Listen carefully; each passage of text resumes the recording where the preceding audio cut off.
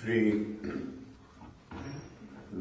Shah, Chairman of the Board, Madam Sarna, the Honorable Member, Shri P.K. Das, other very distinguished members of the Board, the new recruits to the service who are undergoing their training, ladies and gentlemen. I'm very grateful to the institution for having invited me for the third consecutive year to interact with the new recruits at the inauguration of their course. As has already been mentioned, the last two were held at New Delhi. And the reason probably for that is quite obvious. The state of the mind was that one could save one's own time if you had it somewhere close to the office in Delhi, because notionally coming to the institution at Faridabad was considered a lot more time consuming. But then one of the requirements of my responsibility is to visit each of these institutions. And I think this is the strength of the improving infrastructure, that Faridabad has become closer to Delhi, and therefore that psychological distance itself has narrowed down, and it's far closer than one earlier otherwise anticipated. I've had the privilege of laying the foundation stone at a formal functioning in Andhra Pradesh, a location which is curiously not very far off from the Bangalore airport, the new airport. And therefore I am sure that in that sprawling 500 acres of campus, once it is built, within drivable distance from the new Bangalore airport, it will also be one of the more remarkable additions to the whole generation of academies which train public officials in India. I understand that you've just finished your initial foundation course at Mussoorie, and now would be here for the large part of your training. Once joins the service, there is obviously a need and a desire to have much higher levels of idealism,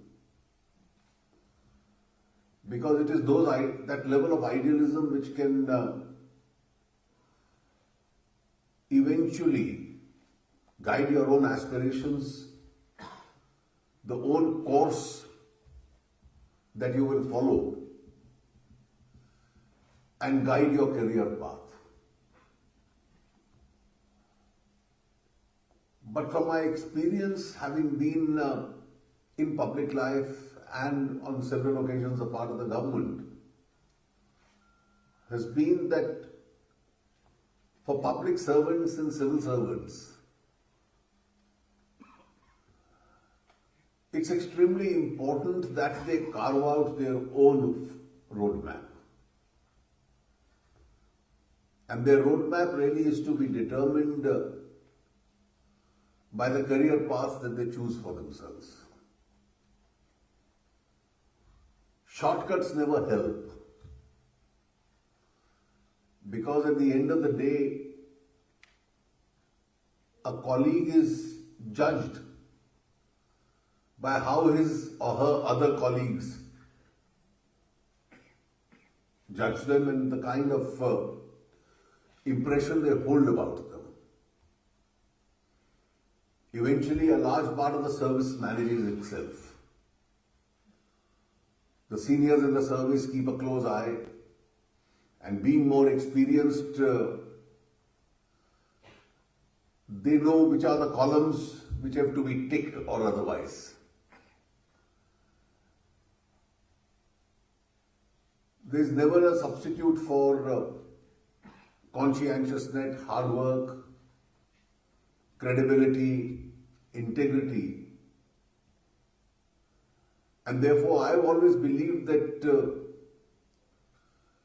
at the end of the day, it's credibility of a public official that matters the most.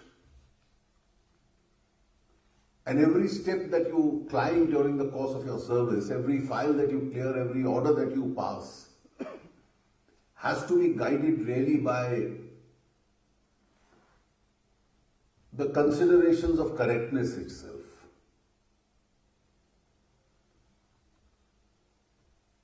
Service also provides a great opportunity for a self-learning process.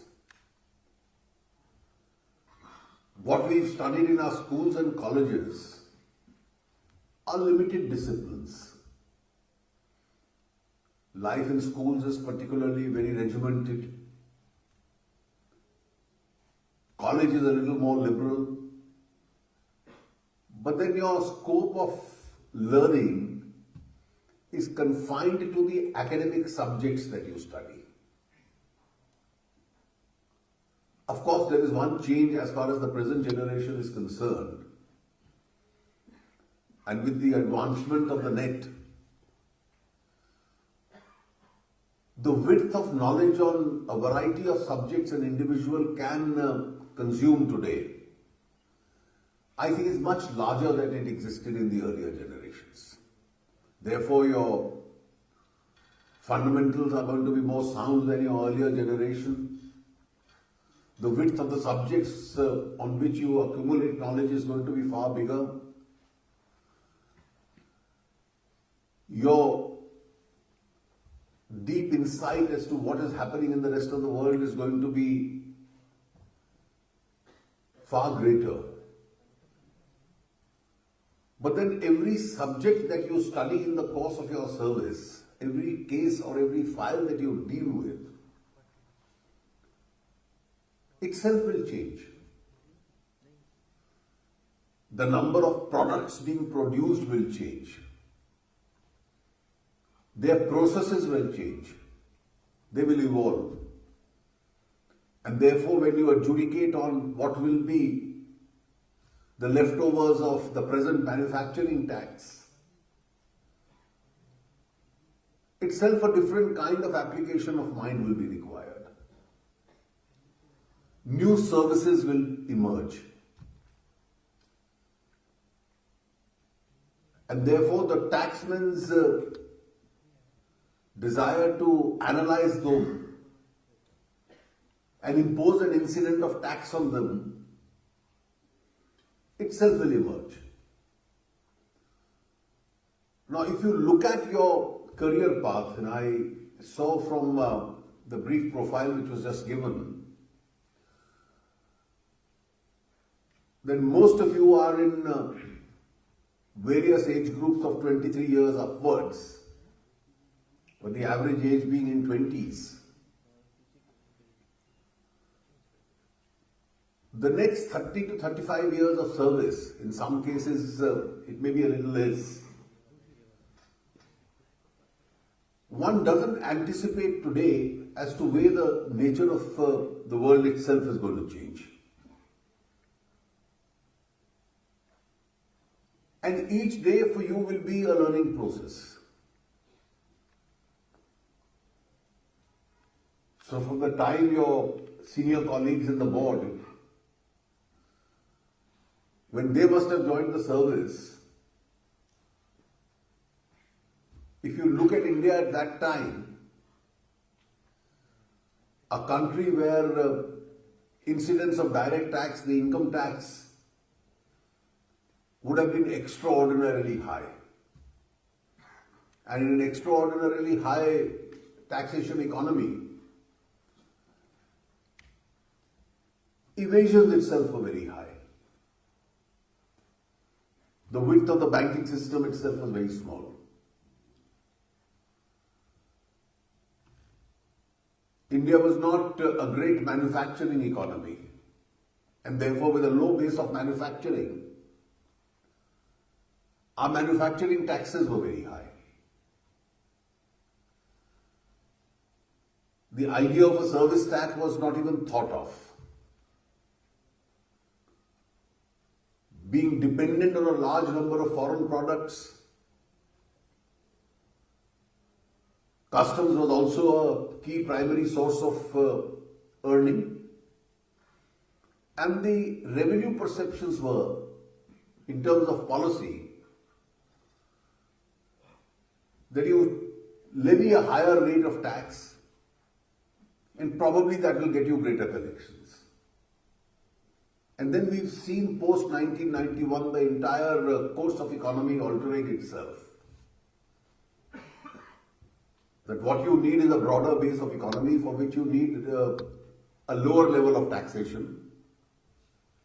You need to manufacture products and provide services which are more competitive in character.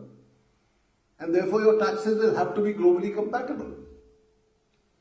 And competition is not merely domestic, competition is global. And therefore, over the last 2.5 decades, we've been guided by those principles itself. And I think one important change while you will be in service, and that's a change which has always puzzled me from the past.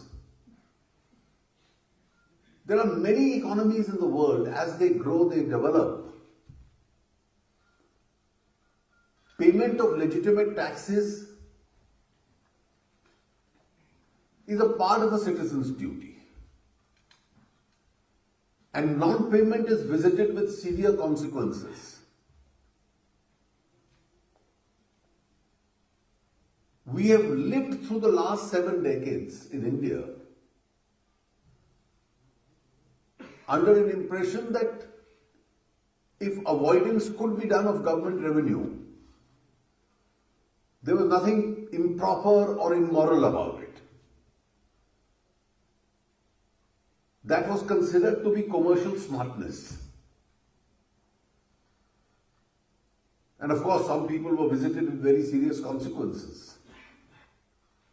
And I think the India that we foresee in the next future decades, where most of you would be administering the indirect taxation laws, will be an India where voluntary compliances have to increase.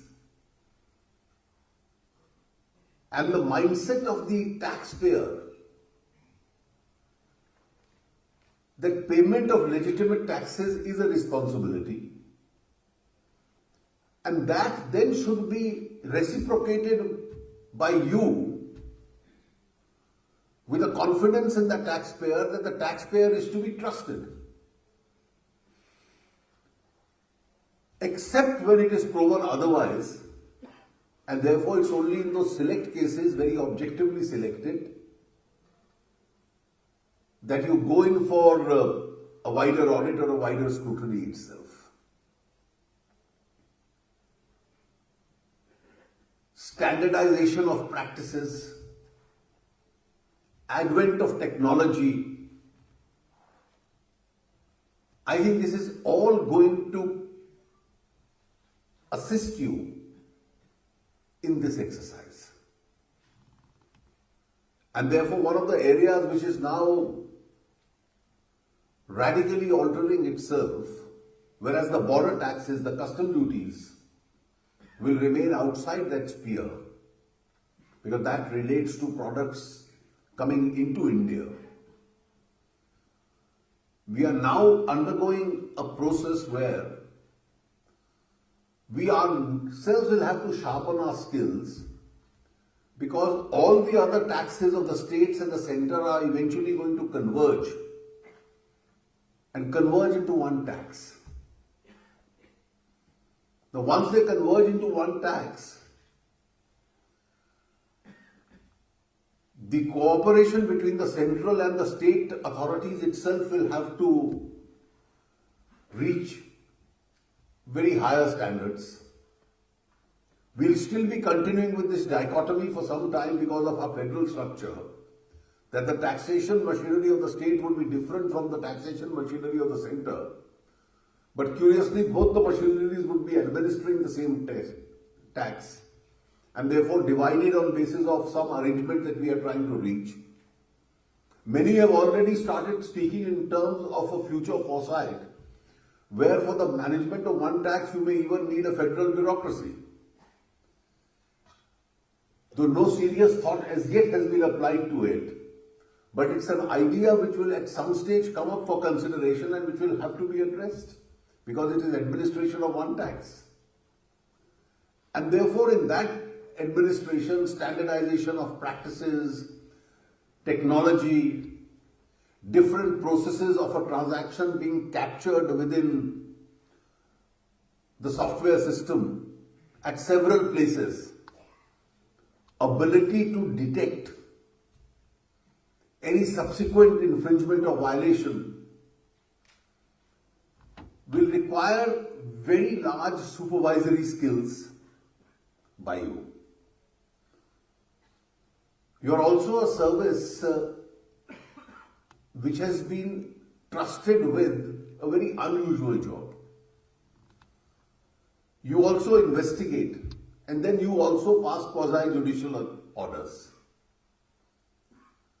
Ordinarily in the world of jurisprudence, these are separate functions. Somebody else has to investigate and somebody else has to adjudicate whether that's fair or not. But the fact that here you don the cap of an investigator and an adjudicator actually means that your own standards of fairness will also have to be very high, because a citizen, as I said, must pay what he's supposed to pay, and at the same time must not be subject to any unlawful extraction of what he's not supposed to pay. And therefore, the level of fairness that you are able to follow will also determine what is the quality of the orders that you pass. I have always repeatedly said so, and this is nothing original. It's a settled, it's globally a settled proposition that normally when laws are interpreted and ambiguities and grey areas are interpreted, the interpretation is bound to further the object for which a law is created. But there are two exceptions to this. One is criminal law, one is taxation law. There are no grey areas in taxation law. It's either white or black. Either a tax is payable or a tax is not payable. And therefore, to discover grey areas in fiscal laws is not possible. That's the same principle which applies to criminal law. So either an offence has been committed or it has not been committed. In all other laws, you can find grey areas, and therefore there is the scope of interpretation is much more. But here the straight line route that you interpret the law as it is without adding or subtracting a word, that's the primary responsibility of the tax person. And I think one of the objects behind the establishment of these academies is not merely a formal training period which a person must undergo before joining office. It's also necessary that coming from different disciplines, I see the largest number of you are trained in engineering, followed by medicine. And therefore the transformation into taxation experts of engineers and doctors is a process which you have to go through in the academy itself. It's an onerous task, and as I said, at the end of the day, always remember that credibility and fairness, along with efficiency and hard work, are always the guiding factors in any career. And much so in a career in the bureaucracy, in the civil service, where you are otherwise faceless, but then you are judged and judged very strictly by the quality of what you do and what you write. I'm sure with a lot of enthusiasm and idealism, when you join the service, you will maintain it in the course of your career. And the day you exit from the service, how your peers then respond would be the real test of how you've conducted yourself during the service. My best wishes to all of you, and I wish you a great career in the service ahead. Thank you.